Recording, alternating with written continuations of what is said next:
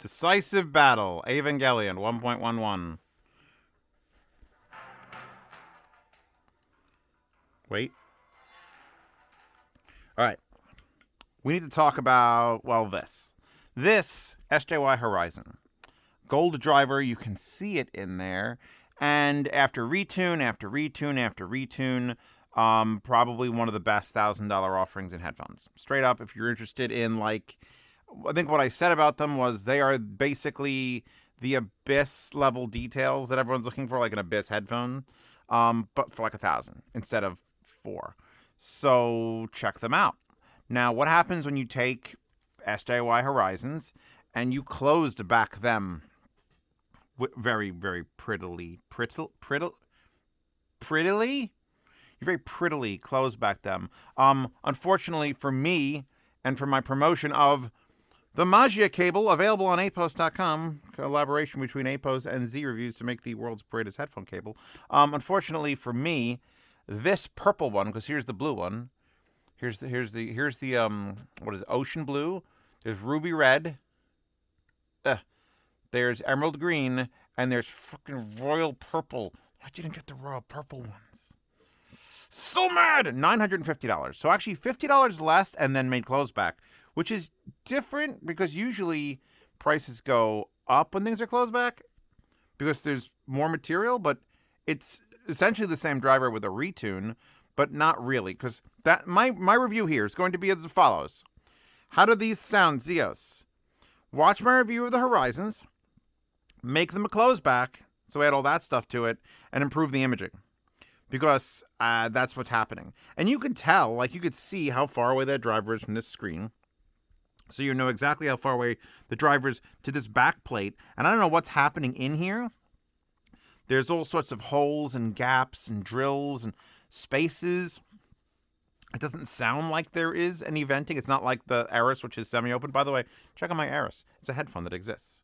In case you don't know, I guess to remind everyone, every episode, Zeos made a headphone, and it's called the Eris, E-R-I-S. But that's a semi-open, like, fully, fuck you, breathe the driver, and you could still hear the outside world. You put these on, and they're a closed-back headphone. So, how does it compare? And here's the thing that I've noticed over the years. I sit here at my throne. Actually, the throne is a bidet. But I sit here in my office, and I look out at the view, and I notice almost no closed-back headphones. Wugazablon B60s, cheap, bass, fun. The Shure 1540s, which I fucking hate, and I only bought because they're built really nice. Another SJY headphone, that's the one with the dragon on it. I forget the exact model of that one, but it's got a dragon on it. But then you look, like you really look. All right, we don't count those. We don't count the Odyssey Maxwells. So I remember their name this time. Because those are gaming headsets. They're all closed. But there's really those ESS 422H and some B&L portables, some AKGs. Really, the closed back life doesn't exist in audiophilia. It's mostly open backs. There's maybe a handful of closed backs. And then semi-open doesn't happen almost ever, which is why Eris exists.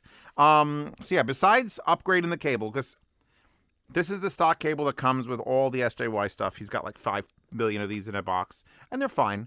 They're red and blue, little heat shrink. They're 3.5 millimeter, which is the only connector any headphone for fucking fuck.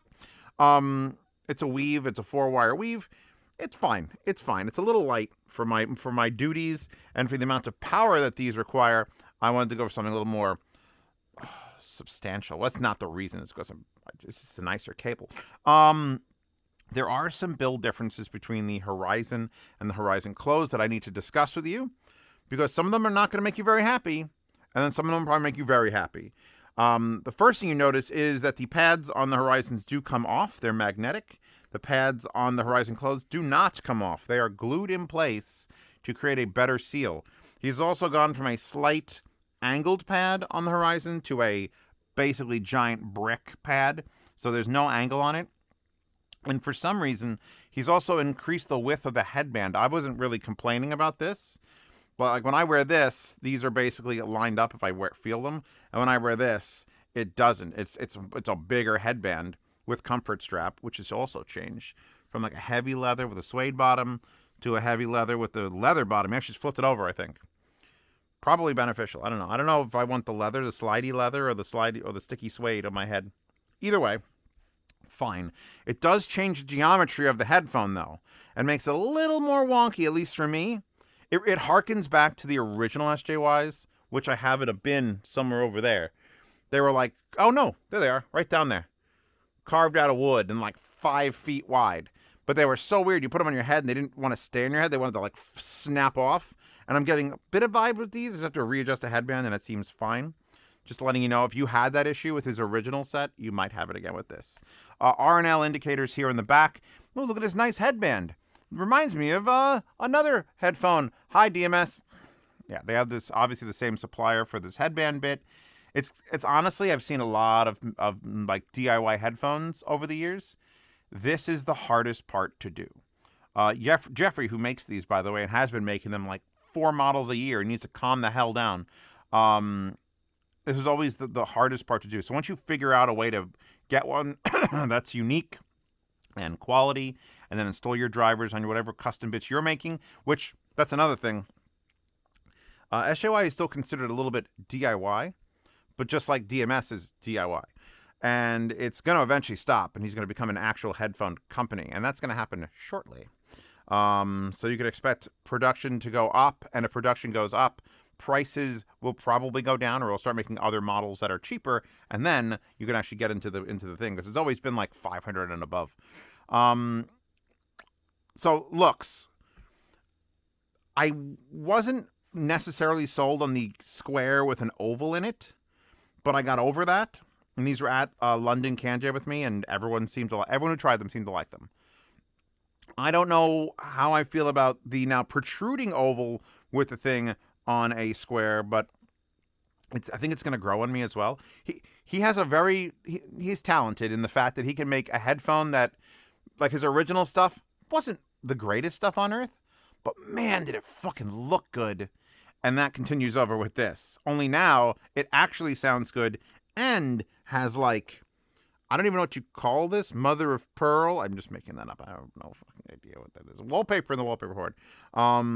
But yeah, no, if you're like, hey, I'm going to make this ugly egg protrusion, I better make it the most pretty thing you've ever fucking seen. So there you go. So if we put these on, and I adjust the headband a little bit, and I unplay, I unpause, and go back to Evangelion Decisive Battle.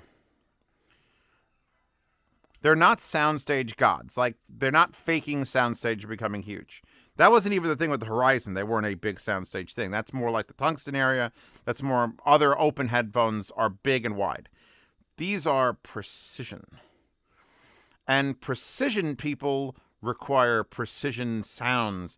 And when you have a narrower soundstage, it means none of the sounds are too far away that you can't hear them or assess them. Again, back to my Eris and why it is a problem, is that the mid-range seems reduced because the soundstage is 4 football fields fucking wide, no shit. But on these, everything is right. You are walking down a hallway, not a super narrow hallway. It's not annoyingly narrow, but you're walking down a narrow hallway, and there's just information on either side of you. And you understand as you travel through the track, you are just able to look and read everything that's going on.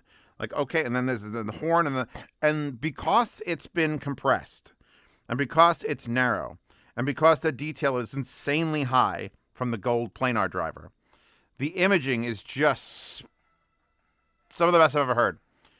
It was some of the best I've ever heard in this.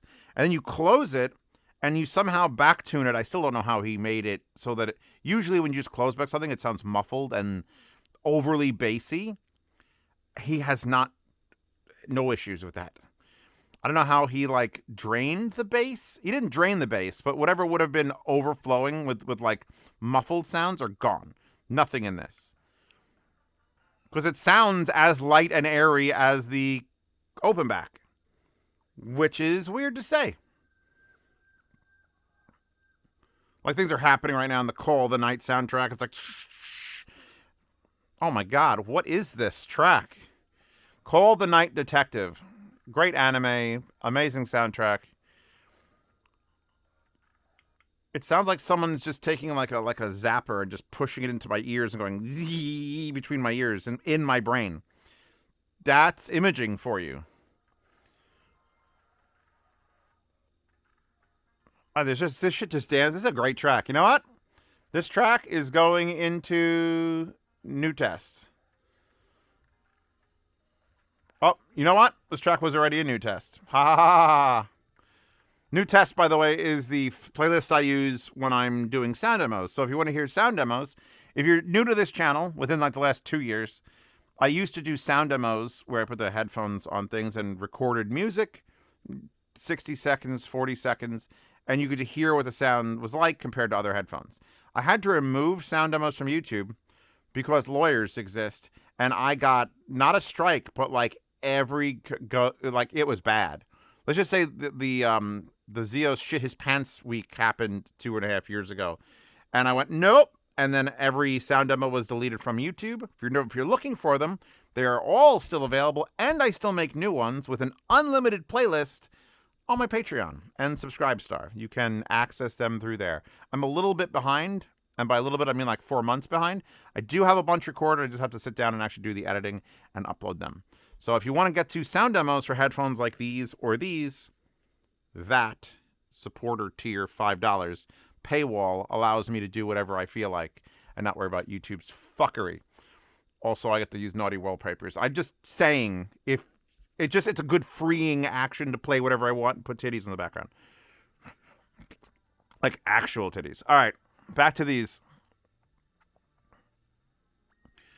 We should talk about power requirements because this is the FIO K19, and it has 5 levels of gain. High is the middle level. Then there's like extra high and ultra high.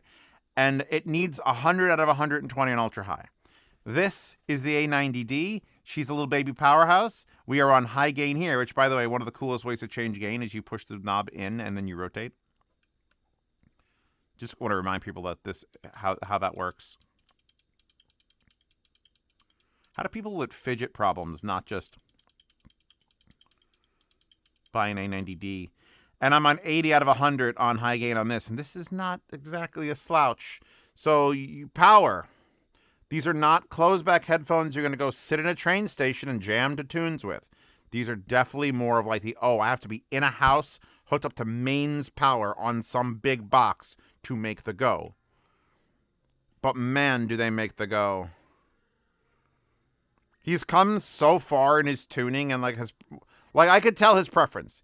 He is the exact polar opposite of Eris. And yet, I don't hate it because I understand the people that are going to... When I said... I'm defending other things. It's just C reviews. When I said people were upset, like, oh, Zeus, you can't say you didn't make this for them. I literally didn't make a headphone for Golden Sound and Resolve. This is a headphone for Golden Sound and Resolve. I bet you this headphone measures fucking beautifully. It is clear and detailed and neat and organized, and everything is put in its place. And you hear things that, I didn't know I could even hear that in music. And especially with the closeback. I'm just reiterating what I said in the Horizon video. The closeback just doubles down on the, there's definitely like a veil of 8-9 dB cut off from the outside world. I still hear myself talking. I don't sound too nasal because I can tell there's vents on it. But nothing's leaking out. Can you hear this? It's blasting right now. Change tracks. I'm gonna die. Hold on. Take that down to 76. That's no game, no life. Yeah, no. The fact that everything that's happening is happening locked away in a little private bubble. God, I wish No Game, No Life Season 2 would just fucking happen. They made that amazing movie, which had nothing to do with the original show and was really sad, yet heartfelt, and then they just did nothing.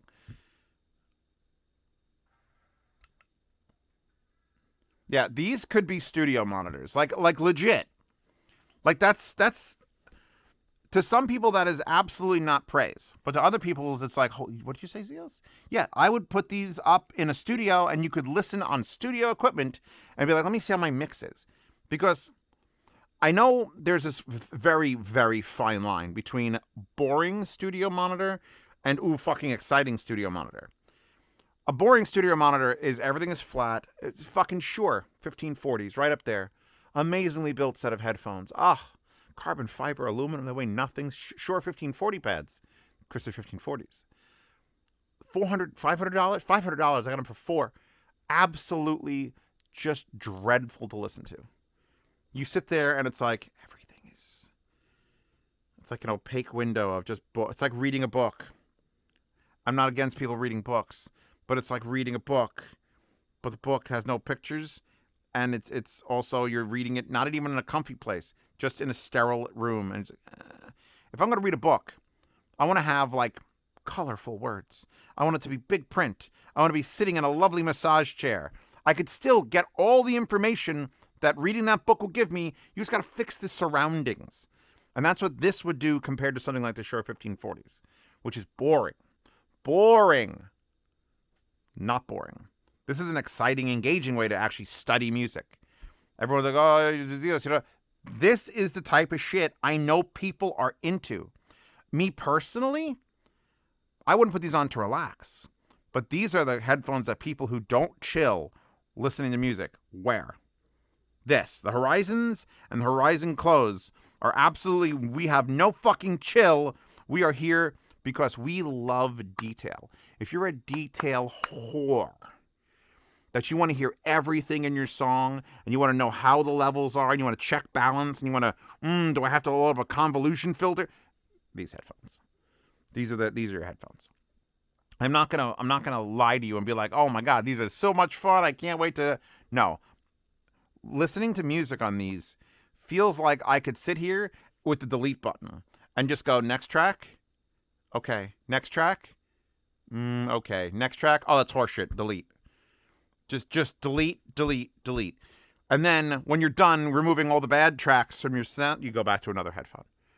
Right? These are almost work. What's the word I'm trying to find? Why are the words disappearing from my brain? Oh, what's it called? Like OSHA. When you get like an OSHA approval stamp, these feel like they could be one of those like certified. That's what I meant.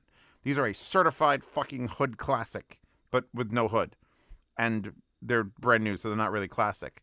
But they could be certified for use in studios.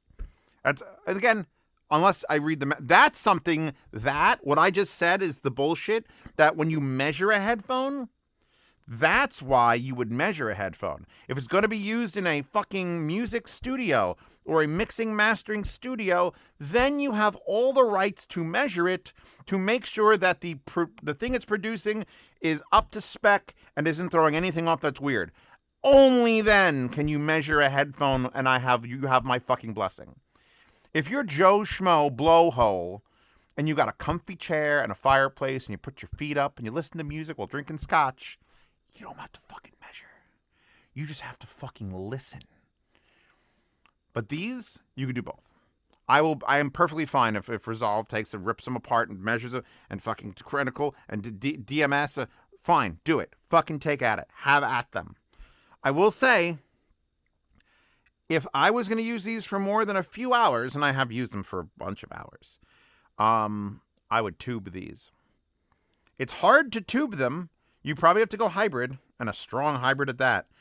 But when you have anything that's this clean and this, like, Fairchild, like it's... I did this analogy once before. What the hell did I do it on?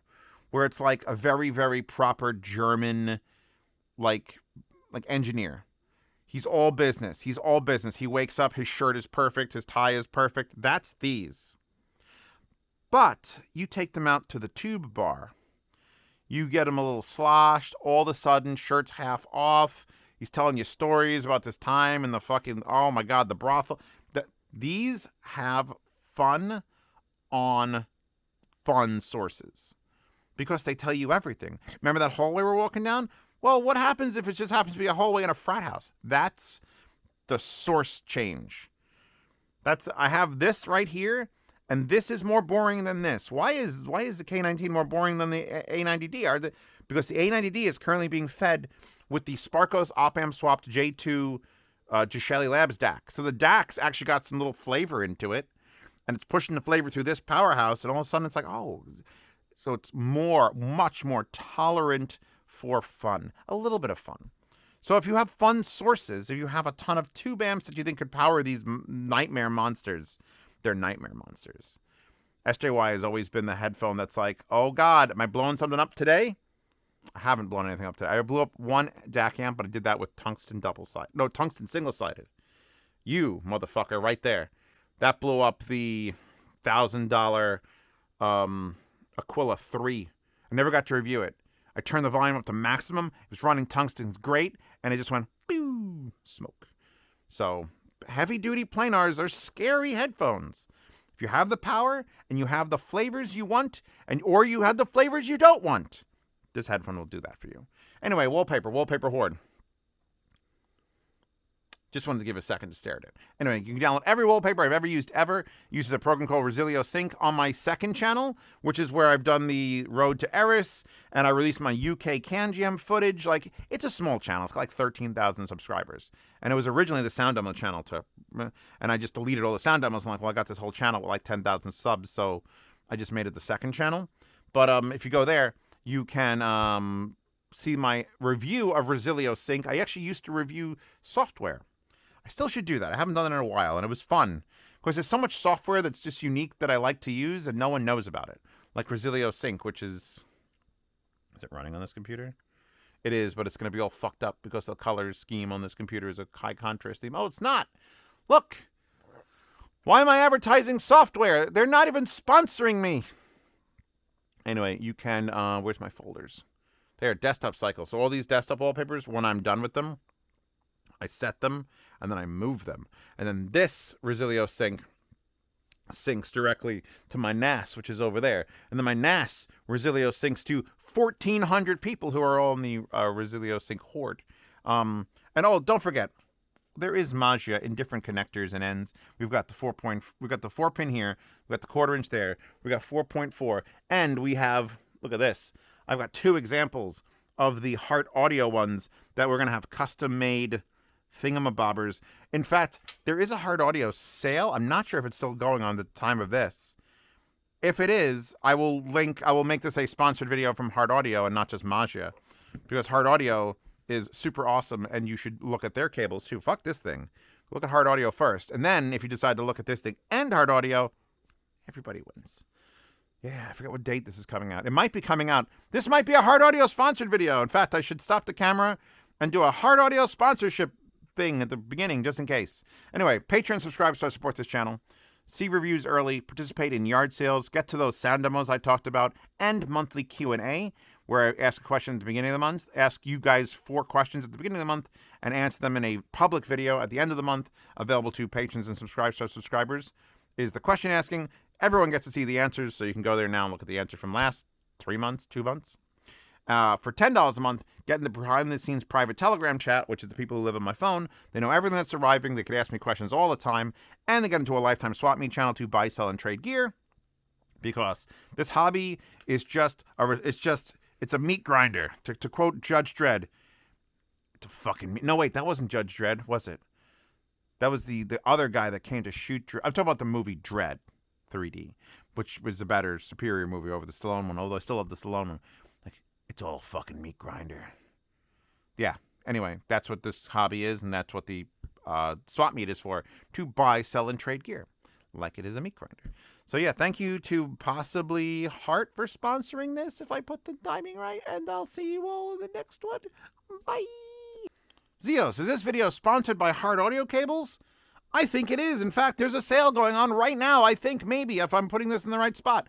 But Zeos, this is your Magia cable available on APOS. Why would you be talking about another rival cable and you're sponsoring Heart Audio Cable? Well, because I made sure that they made a version of the Magia cable, which, by the way, available right now on APOS, $185, and you get a choice of different connectors and such, because they make it with a Heart Audio connector, compatible connector.